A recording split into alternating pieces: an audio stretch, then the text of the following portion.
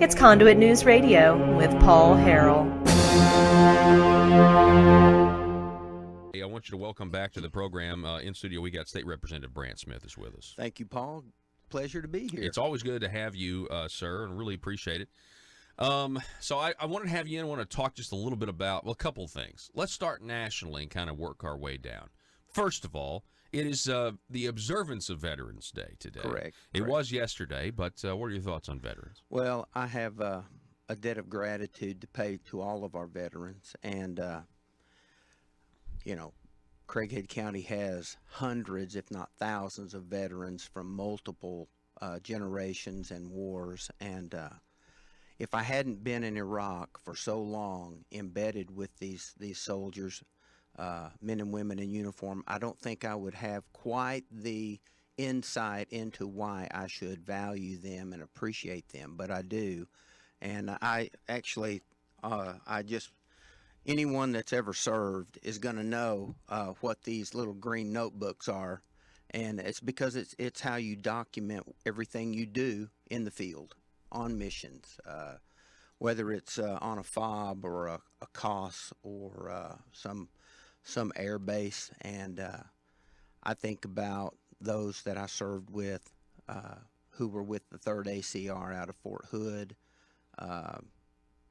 then the battalion out of Fort Bliss, and Colonel Michael R. Eastman. Just living with these men and women day in, day out, rolling outside the wire, being involved, getting a seat on their missions, and then having dedicated missions to the purpose that I filled out there, showed me that we have the best trained, the most restrained military in the world. I know things go bad sometimes, but I've never seen more commitment and dedication to mission and to serving the American people, even in a combat environment, than I did. I had a front row seat, so it made me very proud, and it didn't matter what time I was supposed to be up and out the door in the morning, I was there, and those friendships will last me a lifetime. Yeah. And so I love these guys and gals, and we owe them a debt of gratitude. Oh, there's no question. The amount of courage that it reminds me of the amount of courage that I just don't simply possess, Right. That they have. I was talking through a friend to they know a veteran who goes to the VA hospital over in Memphis. They went there the other day, and normally they go, and it's been awful. They went there, and there was valet parking. Yes. They go in now, and everybody's friendly. And they smiling. Hey, how are you today? How's the weather treating you? There's this. Everything was clean. Right. Everything was cleaned up. There was this picture, a nice portrait of the president there, and they said it, Paul. It was night and day. Yes. Well, and along that line, I think it is a reflection on the leadership we have in the White House right now. Mm-hmm. The values that the president has are just transferred down the chain to even those frontline VA workers. Mm-hmm. And recently, one of our House members lost her husband, who was a colonel in the Air Force. And when he passed away, I was there within just a few minutes. Our committee ended, and I beat it over to the VA there in Little Rock, and they have a special ceremony to recognize these men and women who served. And it's amazing, the respect, even after life leaves the body. And so I was able to accompany that ceremony and that procession from the room where this gentleman had passed away, this service member, all the way down the halls, and they ring 5 bells, and then the chaplain is there with the family, and they go down to the lower floor to the morgue. But there's so much respect, and there's volunteers that actually participate in that ceremony. And so when this man, his first name was Larry, but when he passed away, it kicks into motion a whole different kind of respect for that service member. Mm-hmm. Even as they exit life, there's respect. And I don't know how long that's been going on, but it was just something for me to be a a support for the family, the Brown family, and just to show my not only respect but love for this family. We don't take into consideration what it costs family members. I've got a nephew that flew several tours of duty over Afghanistan. He's a major now, and I know the cost it took on his family's, my niece's family, with him gone. I also think about Gayla. If it hadn't been for Skype, it would have been a tough 2 deployments for me, and they were extended deployments. So I wasn't on a 9-month or 12-month rotation. I was there as the continuity between outgoing and incoming brigades, and so she put up with me being gone a lot. And this year we celebrate 38 years, but someone asked me, what's the secret to your marriage, And I said, well, I was gone about 17 of those years. So I think, time apart. Well, but the family members of these service members, they are so supportive. And occasionally you hear about some things where marriages don't last, and that's a tragedy. But if America ever ceases to appreciate the military and what they do and their sacrifices, we're doomed. So we're talking with State Representative Brandt Smith on this Veterans Day, or the day we observe it. Want to know, we're talking just nationally a little bit first. The country's pretty divided right now. We do have this military is being rebuilt. The economy's doing well. Yeah, it's booming. We have consumer confidence at an all-time high. We've got record low unemployment. We've got black unemployment at record lows. We've got Hispanic. We've got the approval ratings for these groups that the left always loves to talk about. They're approving of the president's job more and more and more. And yet, we seem, if you listen to the media, that we're more divided now than ever. Well, because that's their script. They can't support the president. If Donald Trump walked on water, the headlines would read, "Our president can't swim." Mm-hmm. And so there is a concerted effort to belittle, besmirch him, to attack him at every turn. And Kellyanne Conway and Sarah Huckabee Sanders, these folks are going out and telling us what's really going on, what the president is really like.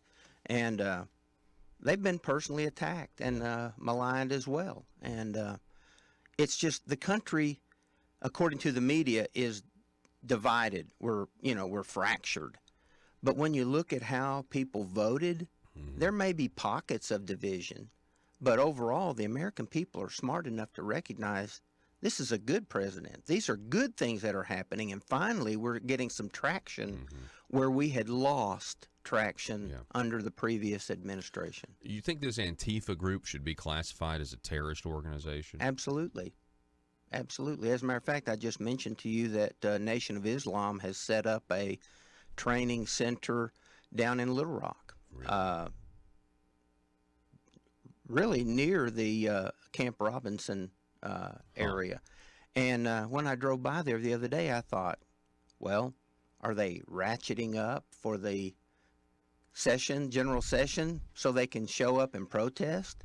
And I don't know. We'll have to wait and see. But during some of the protests, being a smart aleck as I am, I walked up to one of the protesters and I said, exactly what do I have to do to get a job like you?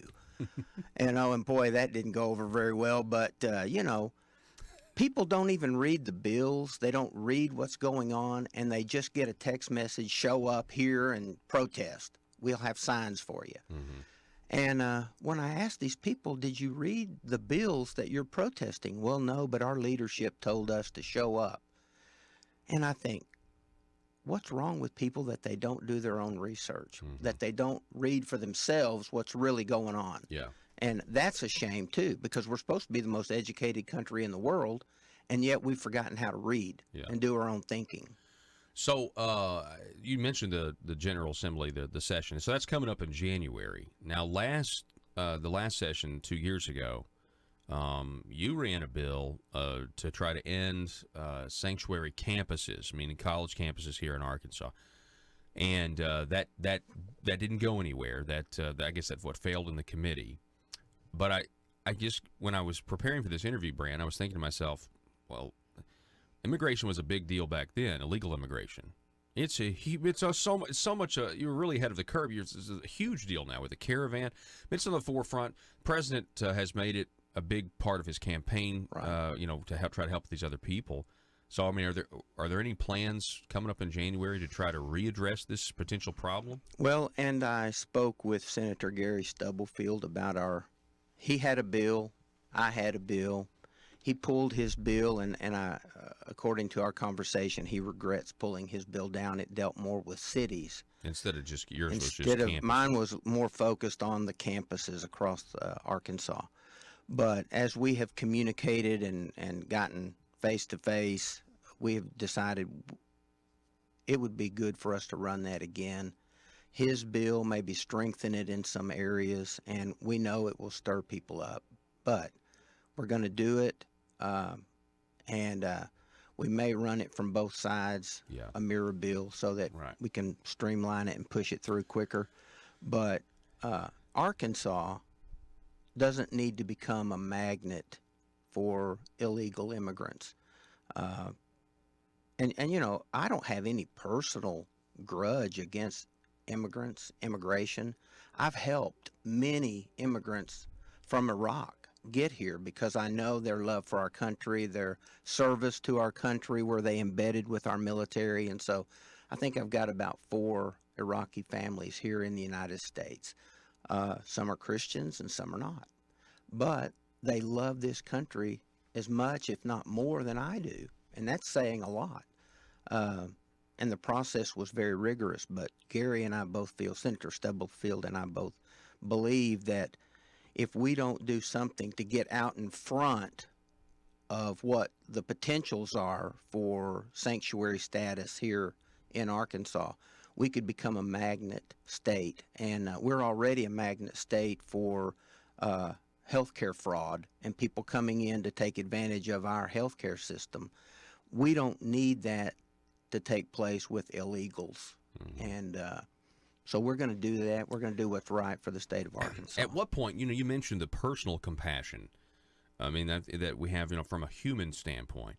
And it's, but it's as if the left they would call us hypocrites. Yeah, that's fine. When we say, but, at the same time, we have people that are already here. Right. And we have borders and we have a country.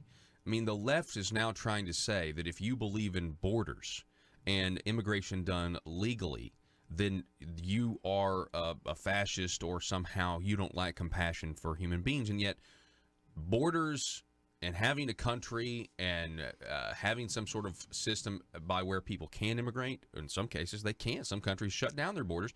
That's been a concept of governments since man has been man. Right. Well, people that live in bad situations are always going to try to shift demographically, regionally, to an area where they've got better opportunity, more freedom to express themselves, perhaps religious freedoms.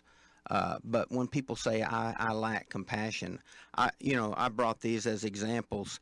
I wrote that book when I first came back from Iraq. Between two rivers. So is that those two rivers would be what, the Euphrates? Euphrates and the Tigris. Yeah. And the thing is, Paul, this book talks about stories of personal experience when I was there as director of an NGO. And there are prayer pointers in here. I have a great deal of compassion for these folks that are displaced. Worked with the UNHCR on internally displaced people and tried to help them and make sure they had food and warm clothes and a shelter. And you talk about burning the candle at both ends. That's what we did for the first 2 years. And then this book, Iraq Cradle of Errors, where I actually went out while I was with the Army and asked questions that really zeroed in on what do people really want. A lot of the Iraqis told me, nobody's ever asked us what we want. you're the first. And so I think we've got to do a lot more in the way of immigration reform, and that takes place at the federal level. It seems like the Democrats wanted it at one time, and then the Republicans came up with a great plan, and now they're opposed to it. So, I mean, it's like... They also don't want merit-based immigration. Right. So how long will they be obstructing legitimate reforms to our immigration system? And this chain migration, as well as the birther situation, you know, with your Anchor babies. Anchor babies, yeah. When Gayla and I lived overseas, we knew a lot of people, and they're good people. They just took advantage of our laws. They'd vacation to the States or come here for a few months, have a baby, get that passport, go back to their home country. And even back in the early 90s, that just rubbed me wrong. We had a child born overseas, and there was no option to have dual citizenship. It's like kind of like these tariffs, you know, it's all one-sided. You want what you want, and we'd like to have a level playing field, even with the citizenship issues. And so I think Trump is on the right track, and while he's misunderstood, this is good for America. Yeah. Well, State Representative Brandt Smith, it's always great to have you in to talk to us, and I'd love to do it again soon sometime. Well, let me just conclude, if you don't mind, if we've got time. Go for it. We got time. I went over and campaigned for Craig Christensen in Newport, that district that was held up until recently by Michael John Gray. Yeah, it's a big deal. I knocked doors. I've visited with people, and most of the doors where I went, the people inside said, I don't even know who Michael John Gray is. His claim to fame was at the state level with the Democratic Party. But his own constituents didn't really know who he was. Only one family said, hey, we're going to stay with Michael John Gray. Everybody else, when I'd go up and talk about Craig, you know, to them, they would say, well, is he a Republican or a Democrat? And I said, he's a Republican. They said, save your speech. We're voting for him. Or no, we already voted for him. And so I felt good about that race. And then the Johnny Rye race over in his district, the people over there loved him so much. But his opposition felt like, and I was there on election day, that the way to win a race is to intimidate through violence. And they threatened, they wanted the fist fight right out there where we were standing holding signs. And I just thought, we do not need that type of representative down at the House. Wow. And so the way things worked out, we've unseated a Democrat in... Yeah, not only just a Democrat, the head of the Democrat Party of Arkansas. Well, and I spoke with some people about that, and they said, well, we've tried to reach out to Representative Gray, and he's not returning calls, and he's not returning text messages. So, you know, I'm compassionate in the sense that I hope you're not slipping into clinical depression, but this is the way our system works. The Republicans prevailed this time, and we had better do what we say we'll do, or we deserve to be beaten in the next election cycle. State Representative Brandt Smith, I agree with you, sir. Thank you so much for coming on. You bet, Paul. All right, folks, we're going to take a break. Going to be back in just a moment.